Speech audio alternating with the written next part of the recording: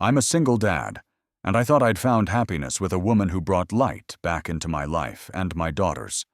But a month before my daughter's birthday, I uncovered a horrible truth. My wife and my younger sister had woven a web of lies to take my daughter and her inheritance away from me. At a family gathering, I ripped off their masks in front of everyone, but the truth turned out to be more devastating than I could ever handle. My name's Jason Wilson, I'm 31, and I live in Oak Park, a suburb of Chicago, in a 2-story house with peeling paint on the porch and a lawn I mow every Saturday, even though my lawnmower creaks like it's about to give up. I'm a single dad, raising my 5-year-old daughter, Emily, a girl with curly brown hair, dimples, and eyes that remind me of her mom, Claire, every damn time. 3 years ago, Claire died in a car crash on I-90. A drunk truck driver slammed into her Honda at 80 miles an hour. I was 28. Emily was barely 1, and I was left alone with grief that tore me apart, and a baby who cried at night, not understanding why her mom wasn't coming back. I learned how to change diapers, cook oatmeal, sing lullabies even though my voice sounds like a rusty engine, and soothe Emily when nightmares woke her up. I work as an engineer at Hartman Construction in an office in the West Loop. It's not glamorous, but it's steady. I design foundations for skyscrapers, check blueprints, and argue with contractors. My salary, $85,000 a year, covers the mortgage, daycare, Emily's dance classes, and her favorite strawberry yogurts she eats every night. My life's a routine built around her. Up at 6 a.m., coffee in a thermos, traffic on the Kennedy Expressway, work till 5, then daycare, Paw Patrol cartoons, dinner from frozen nuggets, and bed. Sometimes I grab a Miller with buddies at Rusty Nail, a bar on Lake Street, where we argue about baseball. But mostly, I'm home, because Emily's my whole world, my lifeline keeping me from the void Claire left behind. I wasn't looking for love, wasn't expecting miracles. After Claire, I shut down, got suspicious, saw traps in every kind word. But a year ago, Sara Miller walked into my life, and I thought maybe the universe was giving me a second shot. Man, was I wrong. It all started in March 2024 at Bean and Bagel, a cozy cafe on Madison Street with scuffed wooden tables and the smell of fresh coffee.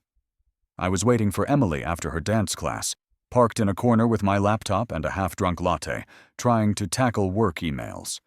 Suddenly, someone bumped my table, and hot coffee splashed all over my keyboard. I looked up, ready to snap, but froze. There was Sara Miller, 28, with messy brown hair, a denim jacket, and a guilty smile that made her green eyes sparkle. She gasped, apologized like crazy, wiping the table with napkins, offering to pay for dry cleaning or a new laptop. I brushed it off. My laptop survived, and her panic was so genuine I couldn't help but laugh. She insisted on buying me a coffee, and half an hour later, we were chatting like old friends. Sara was an interior designer, freelancing for rich clients in Lakeview and North Shore. She talked about Scandinavian minimalism, linen textures, and ochre shades with such passion that I, an engineer wired for concrete and steel, was hooked. She had this lightness I'd missed since Claire, like her laugh could chase away storm clouds. A week later, we met at the same cafe, then hit up Lou Malnati's for pizza, and a month after that, she stayed over at my place for the first time. I lay in the dark, listening to her breathe, thinking maybe I was alive again. Emily loved Sara from day one. Sara could draw unicorns with rainbow manes, braid hair with colored ribbons, and make up stories about magical cats saving the world. I'd watch them giggle over a sketchbook, Emily tugging Sara's hand to show off her toys, and my heart would ache with joy. Sara fit into our life like a missing puzzle piece. She cooked lasagna on weekends, hung her watercolors in the living room, and our house, which used to reek of loneliness, came alive. 6 months in, she moved in, stacking her boxes of books and lamps in my garage. I thought it was a step toward something bigger, a ring, a wedding, a sibling for Emily.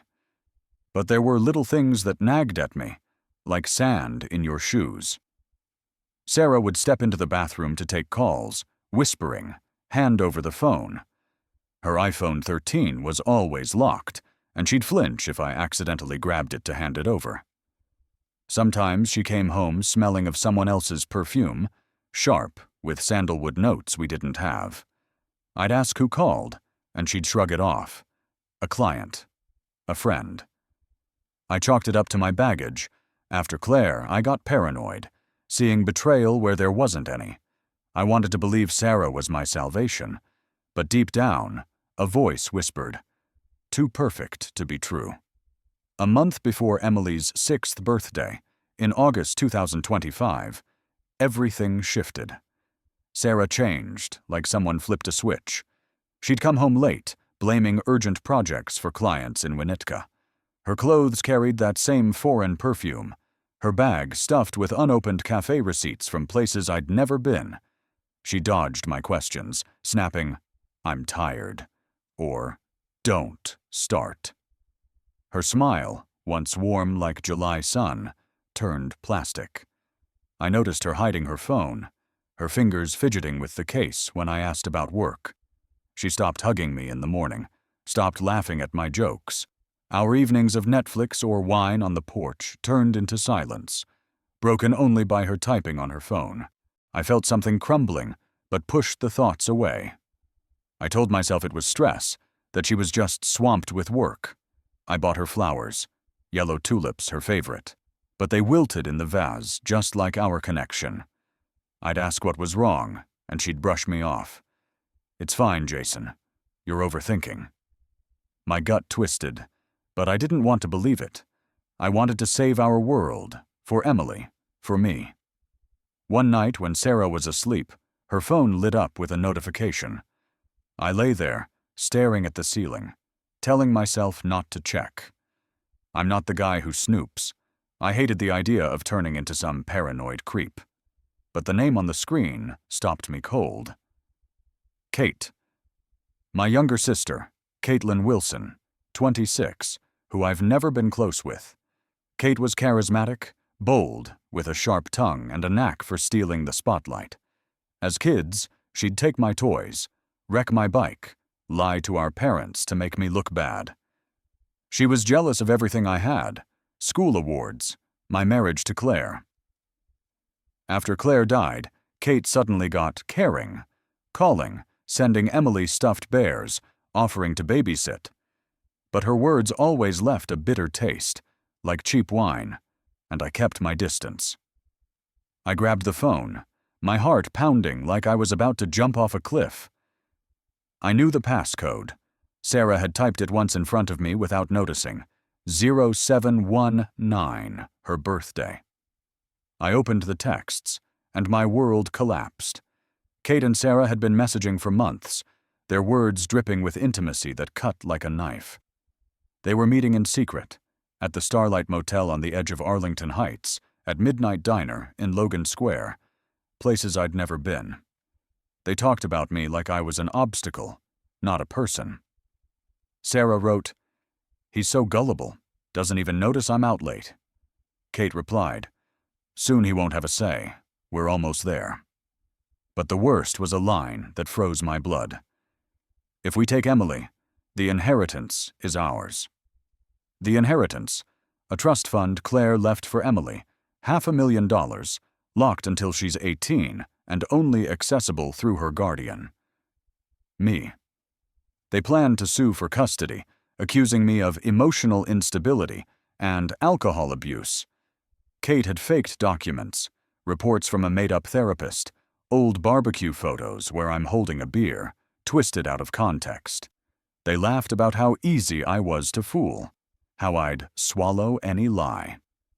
Sara wrote about her meetups with Kate, describing them with a passion that made me sick. They hooked up in my house, in our bedroom, while I was at work, and Emily was at daycare. Kate bragged about manipulating our parents to back her if it came to court. She wrote, "Mom thinks you're still a mess after Claire. She's on our side." I turned off the phone and sat in the dark, rage burning me from the inside. My hands shook. My throat felt like it was closing. I looked at Sara sleeping, her face lit by moonlight, and didn't recognize her. The woman I loved, who read Emily bedtime stories, was a stranger. And my sister, my own blood, was her partner in crime. I felt betrayed twice, and it hurt worse than anything I'd ever known. I didn't sleep for 3 nights. I reread their texts, copied them until my fingers went numb. I found Sara's old dictaphone in a box in the garage. Cheap, with cracked plastic, but it worked. I installed a call recording app on her phone while she was in the shower, hating how I'd become a spy in my own home. I caught a call where Kate talked about the fake documents, and Sara laughed about keeping me in the dark. I gathered everything: screenshots, audio, even an email from Kate's lawyer that she accidentally sent to Sara. The email, signed by some Robert Klein, outlined the custody plan, with fake reports and witness statements against me. I saved it all in a laptop folder called Truth, locked with a password, 0412, Emily's birthday. I was ready. I decided I wouldn't stay quiet. They wanted to play me for a fool. I'd show them they picked the wrong guy. I chose Emily's 6th birthday, September 15th, to expose them. The whole family would be there. Parents, aunts, uncles, Sara's friends, neighbors. I wanted the truth to hit them in front of everyone. No chance to wiggle out. I pictured their faces: Sara's shock, Kate's panic, my parents' anger. I wanted them to feel the pain I did reading their words. I wanted their masks ripped off in public. At night, I lay awake, running through the plan. I thought about Kate, how she'd envied me since we were kids, how she smashed my model plane in 5th grade and laughed, how she lied to Mom about breaking her doll to get a new one. She was always selfish, but I never thought she'd stoop this low. I thought about Sara, how she hugged me, pretending to love me, making me coffee while plotting to take Emily. I remembered her laugh, her scent, her lies, and my anger grew like wildfire. I felt betrayed twice, by a sister who was supposed to be family and a woman I trusted. But I wasn't backing down. I had to protect Emily, no matter what. I prepared like I was going to war. I bought a portable projector at Best Buy to show the texts on the wall. I printed 50 copies of the worst messages on the office color printer during lunch break. I saved the audio on a flash drive, tucked in my jeans pocket. I even wrote a speech, short but brutal, and practiced it in front of the mirror, staring into my tired eyes. I knew it'd be a bombshell, but I was ready for the fallout. I wasn't letting them off the hook. The morning of Emily's 6th birthday was sunny, with a light September breeze rustling the balloons tied to the porch. I woke up at 5 a.m., sleeping in the guest room. I couldn't share a bed with Sara after what I knew. I checked the truth folder, tested the projector, made sure the flash drive was safe. I felt like a soldier before battle, adrenaline pumping. I decorated the living room, hung a glittery Happy Birthday Emily banner, blew up dozens of pink and purple balloons, set out a cake with pink frosting and a unicorn topper. Emily loved unicorns. I smiled, hugging her when she ran out in her Minnie Mouse pajamas, but my heart was racing, like I was about to jump off a cliff. Guests started arriving by noon. Mom, Linda, 58, fussed in the kitchen, slicing pineapples and strawberries for a fruit salad. Her graying hair was in a neat bun, but she kept tugging at her apron. She always got anxious at family parties. Dad, Frank, 60, messed with the grill in the backyard, grumbling about the coals and sipping a Budweiser. Sara's friends, Natalie and Kyle, trendy designers from Lakeview, chatted about ceramic trends, sipping cocktails. Neighbors Matt and Jessica brought a giant teddy bear for Emily that barely fit through the door. Sara was in her element, in a light blue dress, hair perfect, pouring lemonade into glass pitchers and laughing at guests' jokes. She looked so happy, I almost bought her act. Almost. Kate showed up last, in a loud red dress screaming for attention, with oversized sunglasses like she was a Hollywood star. Her black hair was in loose waves, lips painted bright red. She handed Emily a box with a sparkly dressed Barbie and hugged me, her cloying vanilla perfume hitting me like a wave. Her smile was icy, but she said something about being glad to see me. How Emily's grown. I played along, hiding the rage boiling inside. My fingers gripped the flash drive in my pocket like a lifeline. I was waiting for the right moment. When everyone gathered in the living room to sing Happy Birthday, Emily stood by the cake, beaming. I lit the candles, and the guests clapped as she made her wish. I looked at her, my daughter, my life, and swore I'd protect her. After the song, I took the floor. I said I had an announcement, that today was special for more than just Emily. My voice was steady, though my heart pounded like a hammer. Sara glanced at me, her brows furrowing, fingers tightening on the table's edge. Kate rolled her eyes, sipping wine, her red nails glinting under the lamp. I hooked my laptop to the projector, and their texts appeared on the wall, black words on white, like a guilty verdict. The room went dead quiet, just the hum of a fan in the corner. I read aloud, their meetups at the Starlight Motel, their jabs at my naive nature, their plan to take Emily. I played the audio of Kate bragging about gaming the court, her sharp, mocking voice echoing. Mom gasped, hand over her mouth, eyes tearing up. Dad's fists clenched, his face darkening like a storm. Sara went pale, her lemonade glass trembling before it slipped and shattered on the floor, the sticky liquid pooling like her lies. Kate jumped up, trying to unplug the projector, yelling that I was a liar, that I'd lost it after Claire. But I was ready. I passed out the printouts, 50 pages of their texts, key lines highlighted, and gave them to the guests. Natalie, Sarah's friend, gasped, dropping her sheet. Matt, the neighbor, looked at me with pity. I played another clip, Sara saying she hated pretending with me, that living in my house made her sick. The room erupted in whispers. Someone shouted, "How could you?" Mom sobbed, burying her face in Dad's shoulder. Dad glared at Kate, his lips a tight line. I felt adrenaline pounding in my temples, blood rushing in my ears. But I didn't stop. I said Sara and Kate were done in my life. I said I'd protect Emily no matter what, that their plan had failed. Kate lunged at me, clawing for the laptop, her nails digging into my arm, leaving red streaks. I pushed her back, not hard, but enough to make her stumble over a chair. She fell to her knees, her dress hiking up, sunglasses flying off. Sara tried to stand but collapsed back, crying, her mascara running in black streaks. The guests stared in stunned silence. Someone started filming. I pointed to the door and told them to get out. Kate, face burning, scrambled up, threw her wine glass at the floor. It shattered like her reputation, and stormed out, slamming the door. Sara stumbled after her, dress stained with lemonade, hair plastered to her wet face.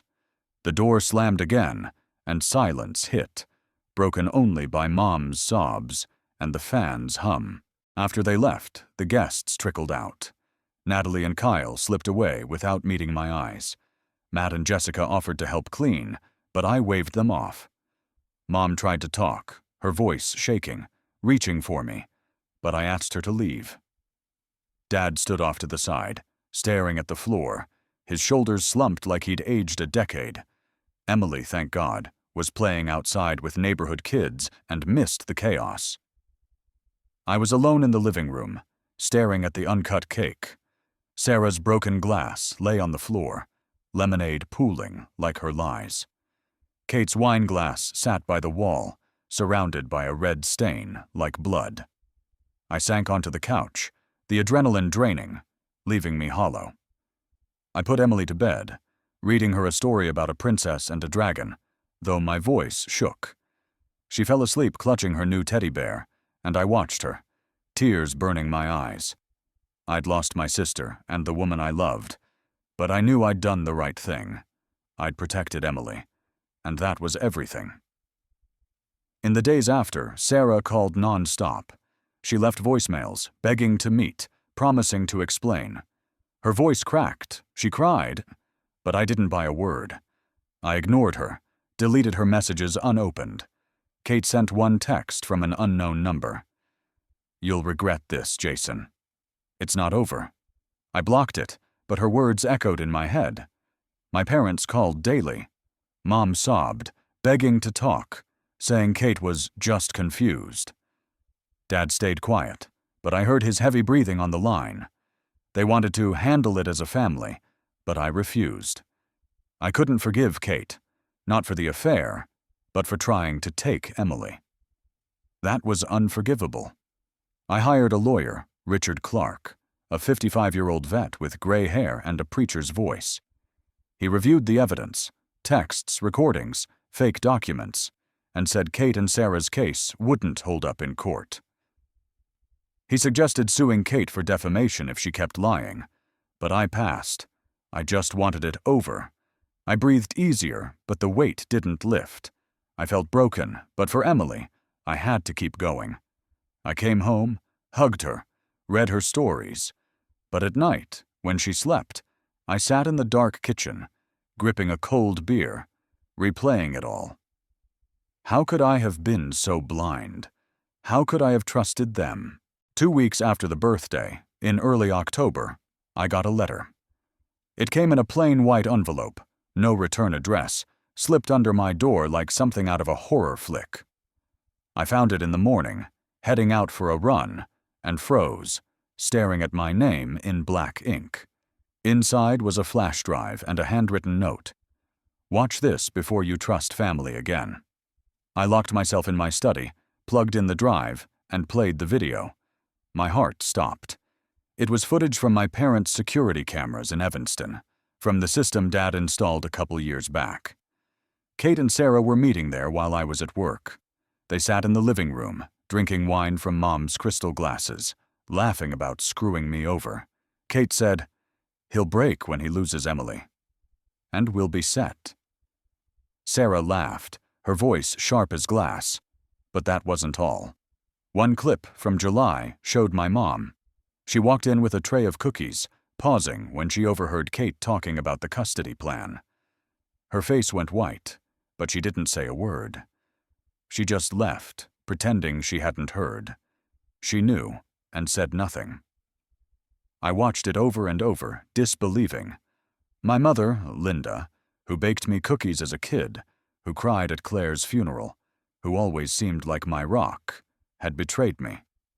I called her that night, my voice shaking with rage. She denied everything, saying I was wrong, that she didn't know. I brought up the footage, and she broke. She sobbed, begging me not to tear the family apart, saying she wanted to protect Kate, that she thought it'd blow over. She called Kate her baby, said she couldn't betray her. I asked why she didn't protect me, her son, but she just cried. I hung up, feeling the ground slip away. First Sara, then Kate, now Mom. Who was left? I looked at Emily sleeping, her curls splayed on the pillow, and knew, just her. My daughter was the only one I could trust. I showed the footage to Clark. He said it strengthened my case, but advised against suing Mom. It had hurt Emily and dragged me into a family war. I agreed, but decided to keep my distance. I stopped taking my parents' calls, turned down Sunday dinners in Evanston. I couldn't look at Mom without seeing her silence in that video. I felt like an orphan, even though my parents were alive. I locked the flash drive in a safe I bought for the evidence and swore no one would hurt Emily or me again. A month later, in November, Sara showed up at my house. It was a Sunday morning. Emily was watching Paw Patrol in the living room, and I was flipping pancakes in the kitchen, humming her favorite tune. A loud knock rattled the door. Urgent, like someone was scared I wouldn't answer. I wiped my hands and opened it, expecting Matt wanting to borrow the lawnmower. But it was Sara. She looked rough, hair tangled, dark circles like bruises under her eyes, clothes wrinkled, jeans and an oversized sweater. Her hands shook, clutching her bag like a lifeline. She begged to talk, her voice hoarse, like she'd been yelling all night. She claimed Kate blackmailed her, threatening to ruin her career if she didn't go along with the custody plan. She said she didn't want to betray me, that it spiraled out of control. I didn't buy it. Her tears, her trembling voice, it all felt like another act.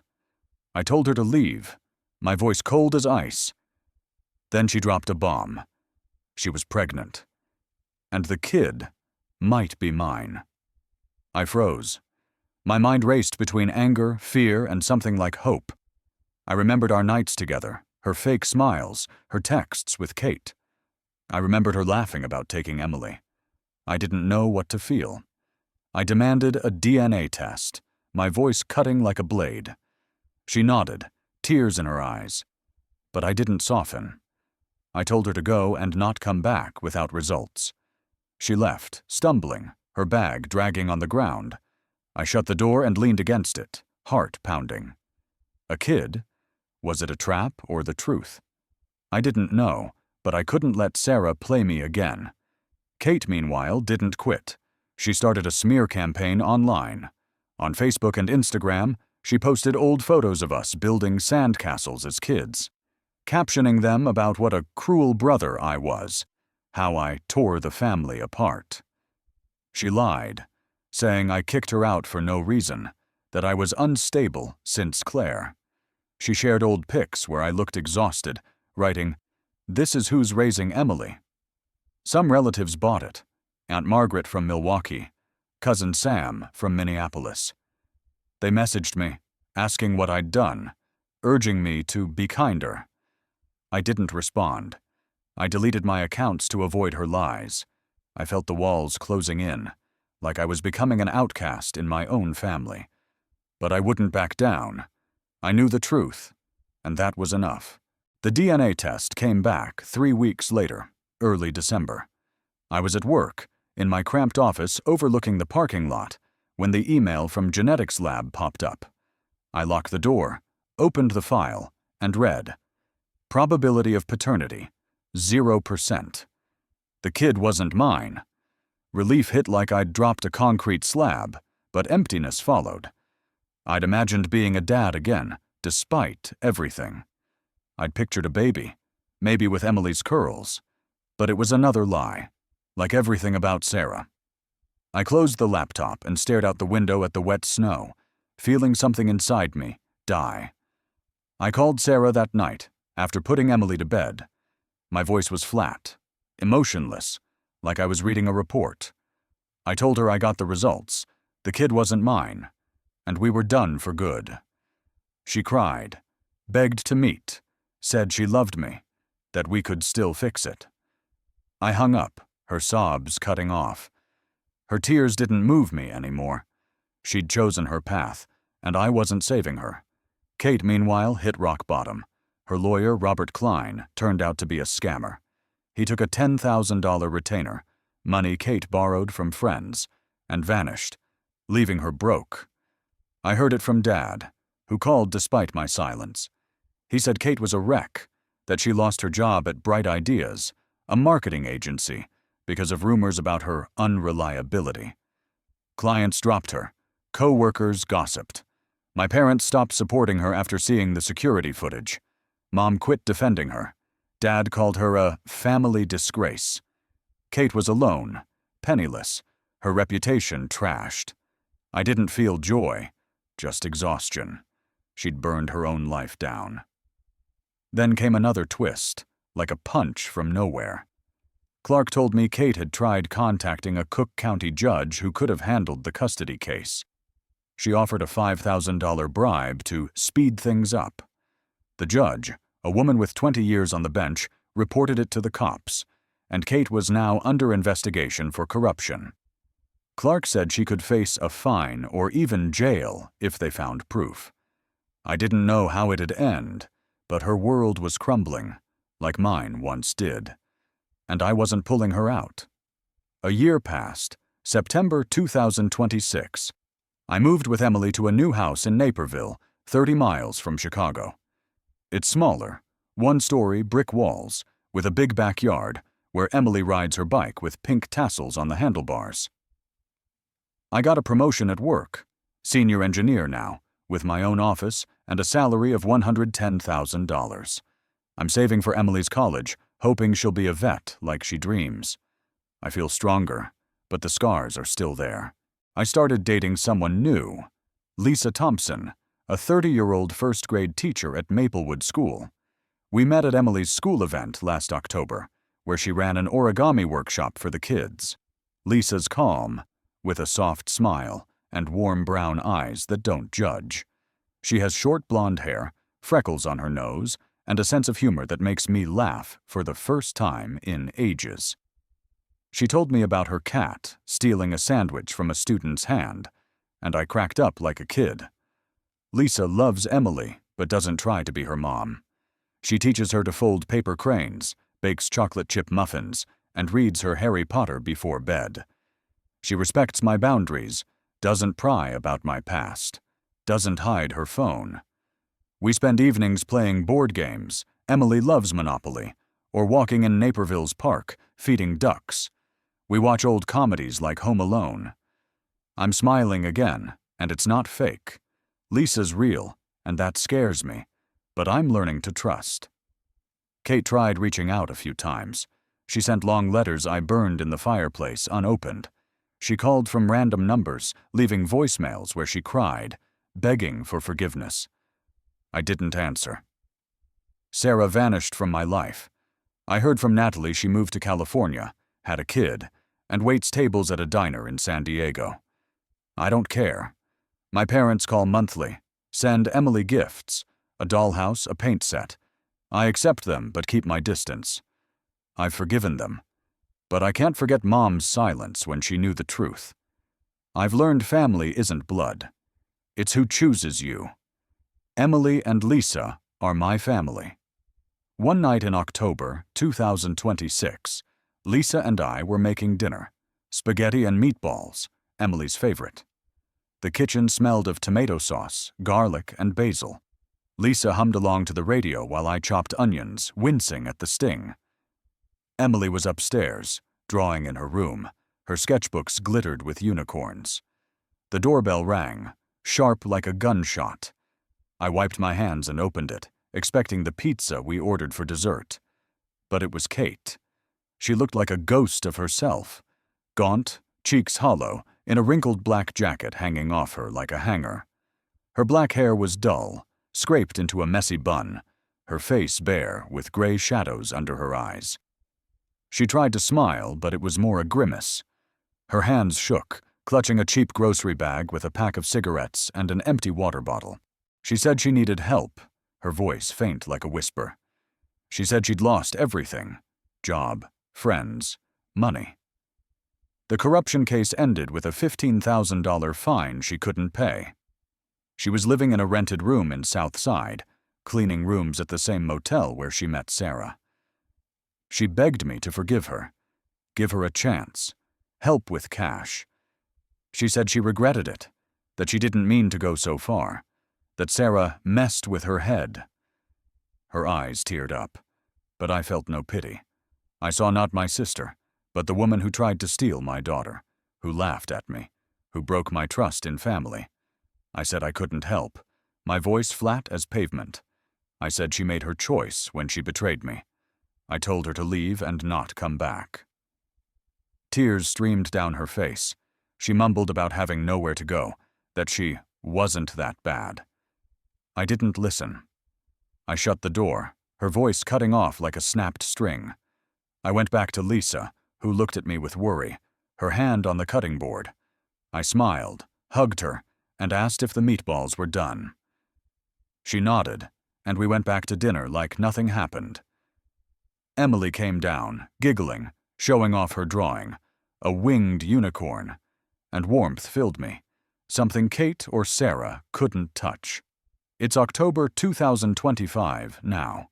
Emily's 7, in 2nd grade at Maplewood, dreaming of being a vet, saving puppies and kittens. Her sketchbooks are full of dogs with bows and bunnies in hats. She's happy, her laugh my guide. I'm lead engineer on a new office complex in downtown Chicago at Hartman Construction, pulling $150,000 a year. I'm planning a Disney World trip next summer, so Emily can meet Mickey Mouse.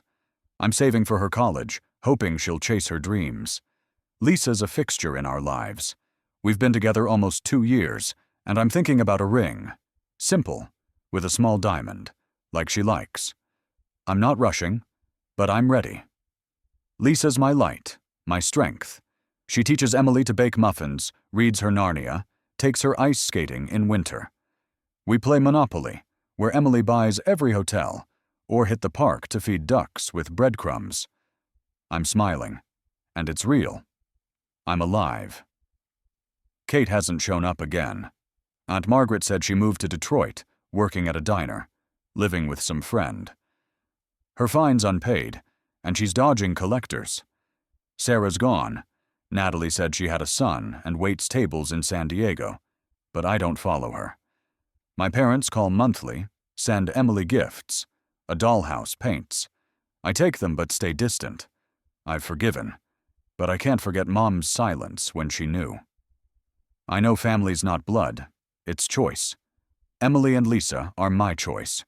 I'm on our porch, watching Emily bike down the street, her life ringing in the evening air. Lisa steps out with a coffee mug, wraps her arms around me, and I feel her warmth. I went through hell but came out the other side. My life's mine, my daughter's my heart, and I'll never let anyone break us again. Never. What would you do in my shoes? Drop your thoughts in the comments.